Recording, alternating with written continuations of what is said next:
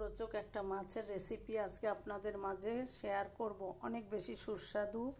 আপনারা বলতে পারবেন এই মাছটার নাম কি? মাছটা কিন্তু অনেক বেশি মজার। যারা খেয়েছেন তারা তো জানেন, আর যারা খাননি একবার হলেও খেয়ে দেখবেন। এই মাছটা কিন্তু কেটে ধুয়ে পরিষ্কার করে এভাবে ছোট ছোট টুকরা করে নিয়েছি। আর আজকে আমি মাছটা কিন্তু ভেজে ভুনা করব। আমি সবসময় কিন্তু কাঁচা মাছই রান্না করি।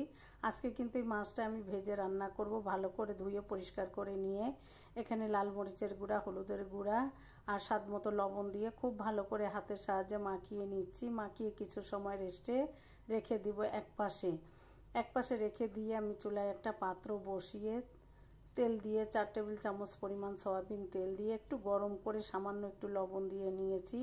এতে কিন্তু মাছটা খুব দ্রুত প্যান থেকে ছেড়ে আসে। আর এই মাছটা যেহেতু নরম, এই জন্য একটু সাবধানতার সাথে কিন্তু ভাজতে হবে। এবার আমি তেলটা গরম হয়ে গেলে যে মাছটা আমি মাখিয়ে রেখেছিলাম একে একে মাছগুলো দিয়ে দিলাম।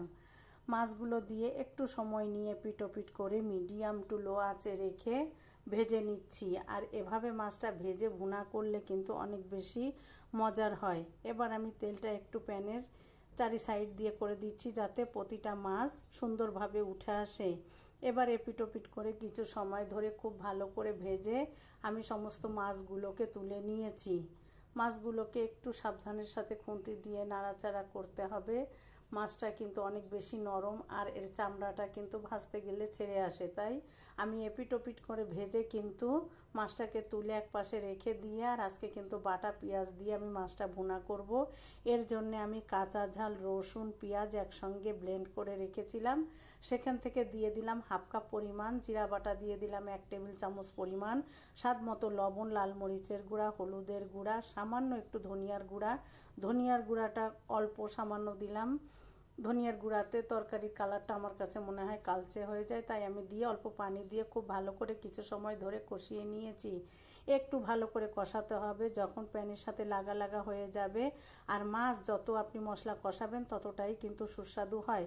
কিছু সময় কষিয়ে নিয়ে আমি আমার পরিমাণ মতো এখানে 1 কাপ পরিমাণ পানি দিয়ে, পানিটা ফুটে উঠলে আগে থেকে যে ভেজে রেখেছিলাম মাছগুলো কিন্তু দিয়ে আমি একটু আলতো হাতে এপিটোপিট করে দিলাম।